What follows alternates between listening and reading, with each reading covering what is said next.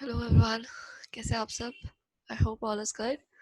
So this is me Ankita and I welcome you all to the class.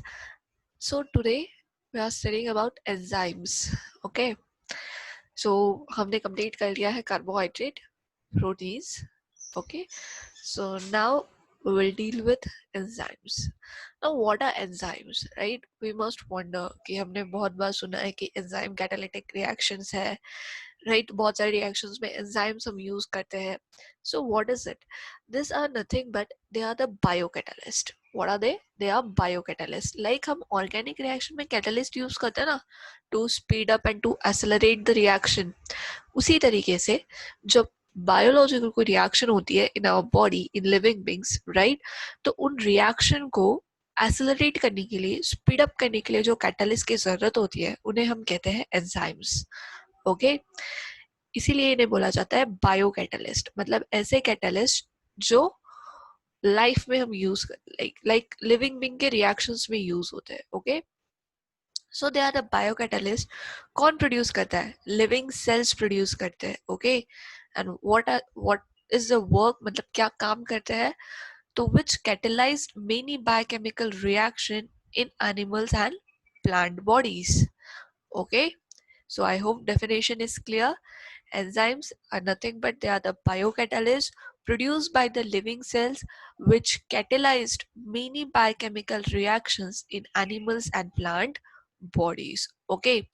Now हमने देखा था जब हमने प्रोटीन्स पढ़े थे कि प्रोटीन्स बहुत सारे टाइप में हमारे बॉडी में मिलते हैं, राइट? तो enzyme is one of the type. Okay.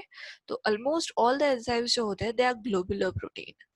हमने क्लासिफिकेशन पढ़ा था प्रोटीन का, fibrous protein and globular protein, right? वो डिफरेंस याद रखिएगा, कभी कभार एग्जाम में डिफरेंस के फॉर्म में भी पूछा जाता है, give the difference between globular and fibrous. So globular protein कौन से होते हैं? They are spherical shape, right? They are water soluble. Yes, they are water soluble. So what is enzyme, मतलब क्या काम करते हैं, मतलब कितनी इफिशियंसी है? तो they are very efficient. They can process millions of molecules of substrate every second. मतलब एक enzyme can process near about 1000 unit of substrate molecule and convert that substrate into the product every second. Okay. So enzyme catalysis जो है it is highly specific. ये बहुत ही ज्यादा specific है. मतलब एक substrate will react with that particular enzyme or one enzyme will act on that particular substrate or particular type of reaction. Okay. हर एक substrate like कहीं पे भी react नहीं हो जाएगा. हमने organic catalyst की जब हम बात करते हैं तो हमने बहुत सारी reactions देखी है हाइड्रोलिसिस वाली, right? तो हम क्या करते हैं, हम मिनरल एसिड यूज करते हैं at the time of hydrolysis. In most of the reaction we used it, right? तो अभी क्या होता है जब हम मिनरल एसिड यूज करते हैं हाइड्रोलिसिस के लिए, तो वी सेम रिएक्शंस, मतलब सेम मिनरल एसिड हम यूज करते हैं at the time of esters का हाइड्रोलिसिस करना है या फिर अमाइड का हाइड्रोलिसिस करना है. ओके. तो हम ये हर इसमें यूज कर सकते हैं, बट एंजाइम्स का वैसा नहीं होता. ओके. लाइक एंजाइम अगर ईस्टर पे एक्ट कर रहा है, एक पर्टिकुलर एंजाइम अगर ईस्टर पे एक्ट कर रहा है तो वो सिर्फ और सिर्फ ईस्टर पे ही एक्ट करेगा. वो अमाइड पे एक्ट नहीं करेगा, वो एसिटल पे एक्ट नहीं करेगा. So that is the, like what we say, that is the beauty of enzyme. It is very specific. Now the next is it speed up the reaction by lowering the activation energy. This is very important. Now हम बोल तो रहे कि enzyme reaction speed up कर देता है, reaction accelerate कर देता है. अगर एंजाइम्स नहीं होते तो शायद एक बायोकेमिकल रिएक्शन होने के लिए it will take like much longer time. Okay, it will take might be years. हो सकता है ना? अगर एंजाइम है इसीलिए जो हम डाइट लेते हैं वो इतने जल्दी प्रोसीड होता है. ओके. वो इतने जल्दी एनर्जी में कन्वर्ट होता है. So that is only because of enzymes. तो एंजाइम ऐसा क्या करते हैं जिसके वजह से ये रिएक्शन इतने जल्दी हो रही है, with in the fraction of second हो रही है रिएक्शंस. तो enzyme they nothing but they speed up the reaction by lowering activation energy. Okay. अभी ये कैसे होता है? हमने SN1 SN2 में देखा है एक्टिवेशन एनर्जी क्या है ना? SN1 mechanism and SN2 mechanism जब हमने पढ़ा था तो ये हम पढ़ चुके ऑलरेडी. राइट। तो उसमें क्या होता है, you have substrate, you have reactants, right, जो प्रोडक्ट में कन्वर्ट होता है by passing through a particular stage or by crossing the particular energy barrier, right? तो ये देखिए यहाँ पे आपको दो कलर दिखेंगे, one is red and other one is blue, okay? तो ये जो ट्रांजिशन स्टेट है, ये जो आपका एनर्जी डायग्राम है, एनर्जी कर्व है, रेड कलर वाला, okay, that is the energy profile diagram when the reaction is carried out without enzyme, okay, without enzyme. तो ये जो एनर्जी डिफरेंस है delta E, which is known as activation energy, the energy difference between the substrate and transition state, so ये जो है it is much more, okay, consider कर लीजिए this is might be 20.2 kilo joule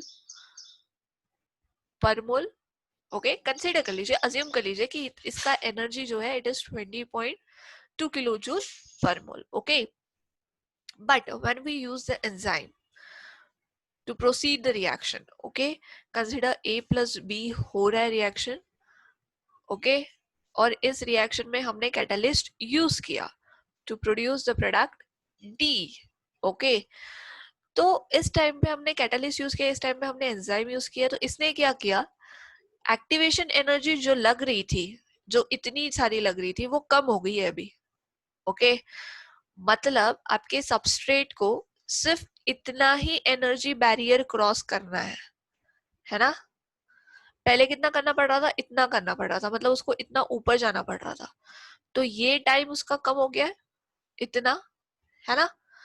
so हमने क्या किया, हमने reaction का जो पाथ है उसको चेंज कर दिया, जिसके वजह से क्या हुआ, एक्टिवेशन एनर्जी जो है वो कम हो गई, और जैसे ही एक्टिवेशन एनर्जी कम हो गई तो सबस्ट्रेट जल्दी से, कंसिडर कर लीजिए ये वाली जो एनर्जी है, the second activation energy with enzyme जो हमको लगी, it is 12 kilo joule per mole, okay. तो अभी बताइए कौन सी एनर्जी ज्यादा जल्दी अचीव कर लेगा सबस्ट्रेट, ऑब्वियसली 12 किलो जूल, है ना। तो ये एनर्जी बैरियर जल्दी से क्रॉस हो जाएगा and it will readily convert to product, right. तो यही चीज आपको बतानी है कि एंजाइम कैसे एक्सेलरेट करते हैं, कैसे स्पीड अप करते हैं रिएक्शन को, okay. So bye lowering the activation energy by changing the path of reaction, okay, so this is what enzyme work, this is how the thermodynamically changes taking place in the reactions due to enzyme, okay। so now अभी जो हम enzyme की बात करें उसका structure एक बार देख लेते हैं, ओके, ये एमसीक्यूज में बहुत ज्यादा इंपॉर्टेंट है, पूछ लेते हैं कभी कभार। तो एंजाइम्स जो होते हैं ना वो दो टाइप के होते हैं, एक होता है सिंपल एंजाइम्स जिसमें सिर्फ और सिर्फ प्रोटीन से बने होते हैं या जिसमें सिर्फ और सिर्फ प्रोटीन ही होता है, ठीक है। दूसरा होता है कॉम्प्लेक्स एंजाइम या फिर कॉन्जुगेटेड एंजाइम या फिर उसी को हम बोलते हैं हेलो एंजाइम, ओके।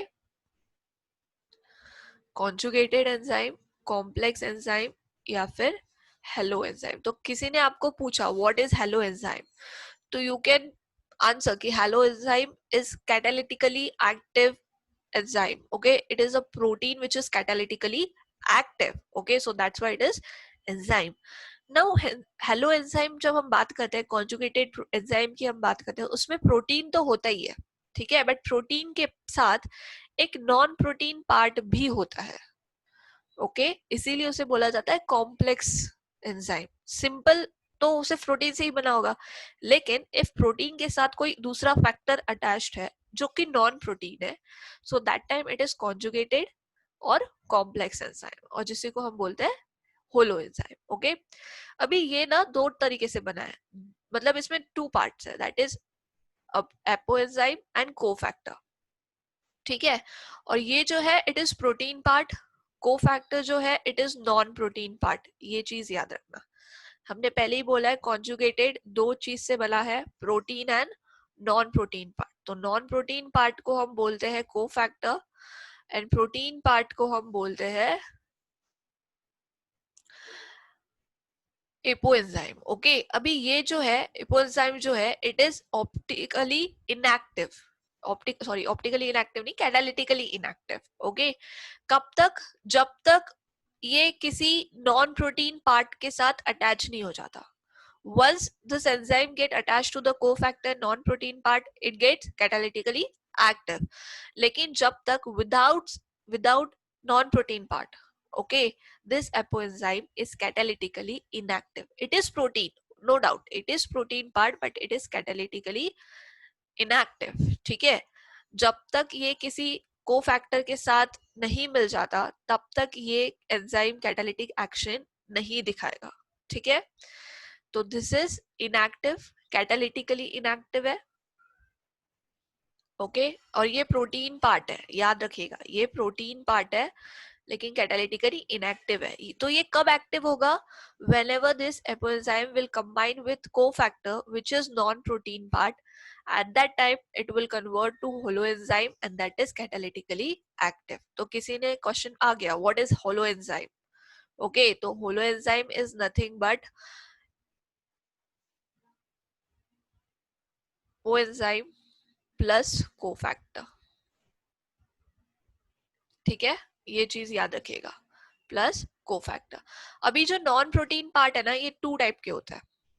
ठीक है, जो नॉन प्रोटीन पार्ट है जिसको हम कोफैक्टर बोल रहे हैं, it is of two type. One is coenzyme, ठीक है, which is large organic molecule. मतलब अगर आपका नॉन प्रोटीन पार्ट कोई ऑर्गेनिक मॉलिक्यूल है तो उसे हम बोलेंगे कोएंजाइम है. ठीक है, organic non protein part that is coenzyme. Inorganic non-protein part that is also known as cofactor or it is also known as prosthetic group. ठीक है, इसको cofactor भी बोल देते हैं या फिर prosthetic group भी बोलते हैं. So usually small होते हैं, inorganic molecules होते हैं like zinc हो गया, ओके, आयरन हो गया, ऐसे कुछ इनऑर्गेनिक मॉलिक्यूल्स होंगे, एटम्स होंगे, आयन्स होंगे. ओके, और इसमें ऑर्गेनिक मॉलिक्यूल्स होते हैं. ठीक है, लाइक बायोटीन आके अटैच हो गया, so that is your coenzyme. So I hope this much is clear. Structure of enzyme is clear. ये एमसीक्यू के लिए बहुत इंपॉर्टेंट है क्योंकि बहुत बार क्वेश्चन आ चुका है कि व्हाट इज कोफैक्टर, कोएंजाइम क्या है, होलोएंजाइम किससे बना है. ठीक है, तो that time you must know. ठीक है, तो अभी पता चल गया कौन सा कैटालिटिकली एक्टिव है, कौन सा इनएक्टिव है, और वो एक्टिव कब होगा, राइट, कौन सा नॉन प्रोटीन पार्ट है, कौन सा प्रोटीन पार्ट है. This thing you have to keep in mind. Okay, next is nomenclature of enzymes. अभी जो एंजाइम्स हम पढ़ रहे हैं उनका नॉमेनक्लेचर भी इंपॉर्टेंट है. ठीक है, तो the enzymes are named according to the substrate it catalyze. मतलब किस substrate किस reactant पे वो अपना कैटालिटिक एक्शन दिखा रहे हैं, उसके नेम के बेसिस पे एंजाइम को हम नेम करते हैं. ठीक है, तो some enzyme we name before the systematic way. मतलब कुछ एंजाइम को एक प्रॉपर सिस्टमैटिक वे जब आया था नोमेनक्लेचर का ऑफ एंजाइम्स, उसके पहले ही नेमिंग कर दिया था. तो वो कुछ एंजाइम्स है पेप्सिन, ट्रिप्सिन, रेनिन, अपने बायोलॉजी में पढ़े होंगे ये, राइट. और अभी जो सिस्टम आया है it is by adding the suffix ASE. मतलब सफिक्स ऐड करते हैं हम, कौन सा, ASE, at the end of the name of the substrate. जो सबस्ट्रेट का नाम है उसके एंड में हम ASE ऐड करते हैं, तो वो क्या बन जाता है, एंजाइम का नाम बन जाता है. ठीक है, तो कंसिडर कीजिए ये माल्टोज है. ठीक है, माल्टोज का हमने हाइड्रोलिसिस किया इन प्रेजेंस ऑफ एंजाइम. तो अभी एंजाइम का नाम क्या दोगे, एंजाइम किस पे एक्ट कर रहा है, एंजाइम माल्टोज पे एक्ट कर रहा है. तो देखो सबस्ट्रेट का नाम माल्ट, ओके, और आखिरी में क्या लगाना है, ASE, तो नाम क्या हो गया, maltase. This is the name of enzyme. ठीक है, so it is glucose, glucose मिलेगा आपको. वैसे ही अगर स्टार्च पे कोई एंजाइम एक्ट कर रहा है,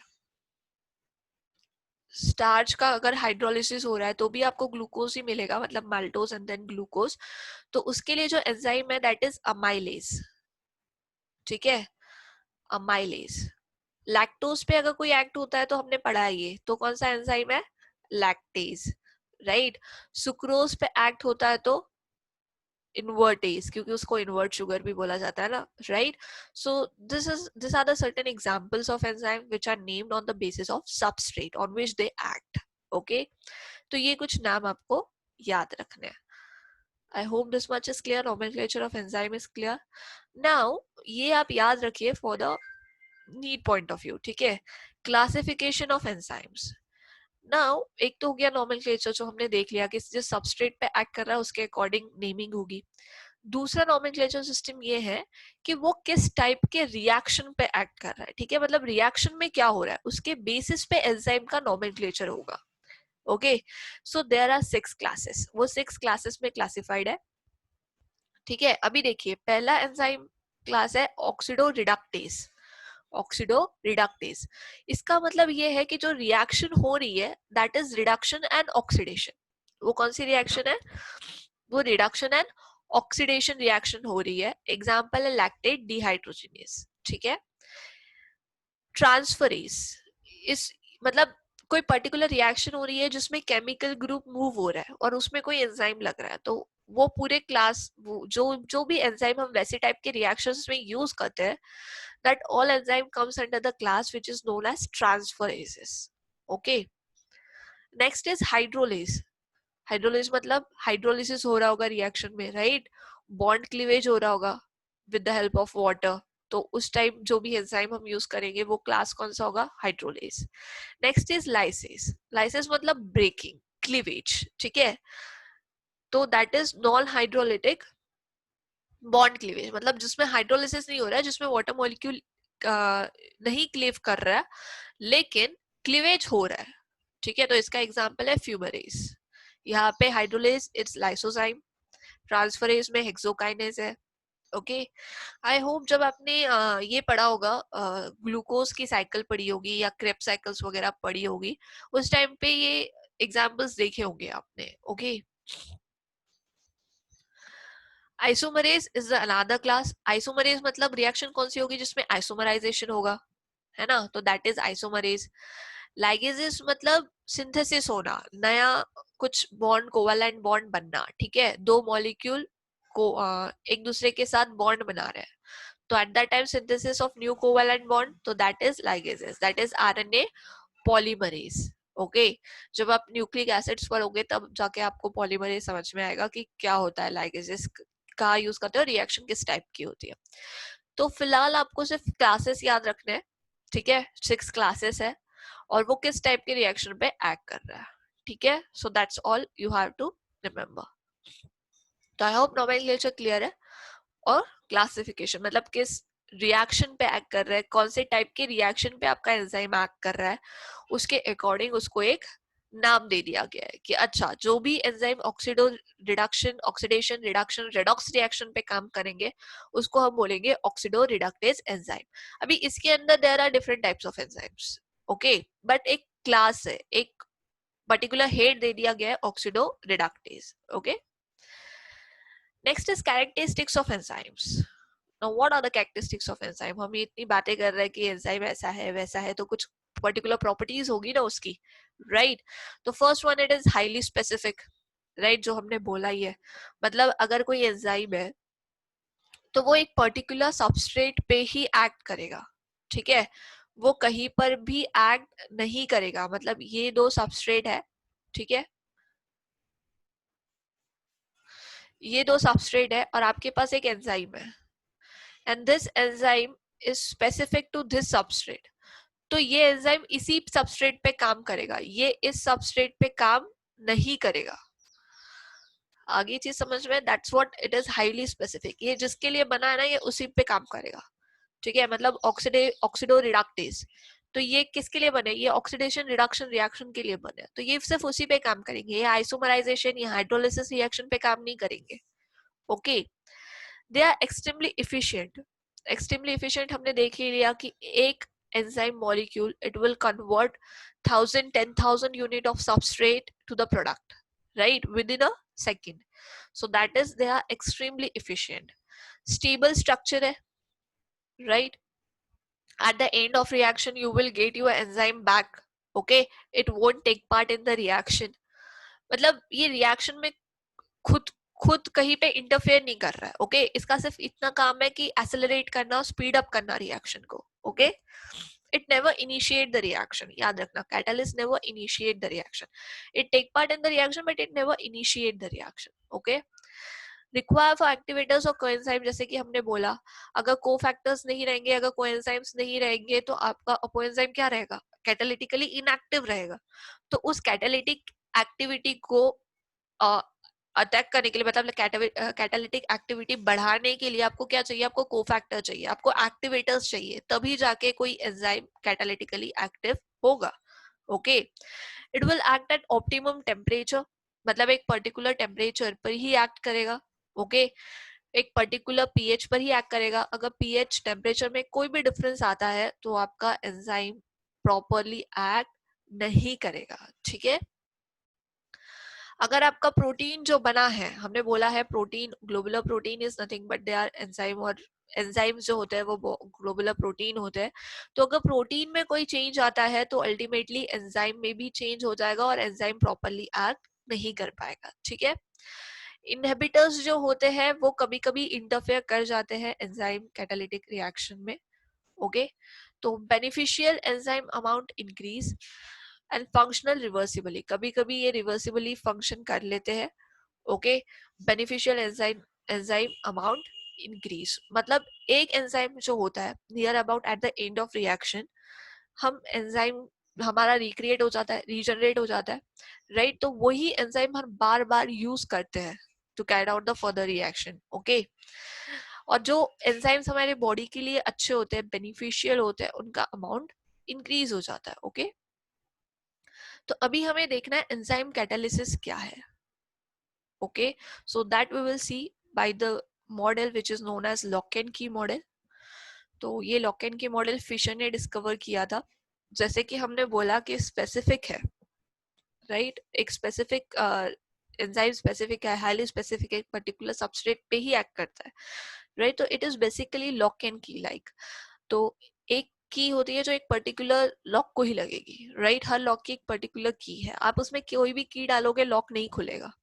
सो दिस इज व्हाट, एक पर्टिकुलर एंजाइम के लिए एक पर्टिकुलर सबस्ट्रेट ही चाहिए. So will see here what is lock and key model. ठीक है, तो कंसिडर कीजिए ये आपका सबस्ट्रेट है and this is our enzymes.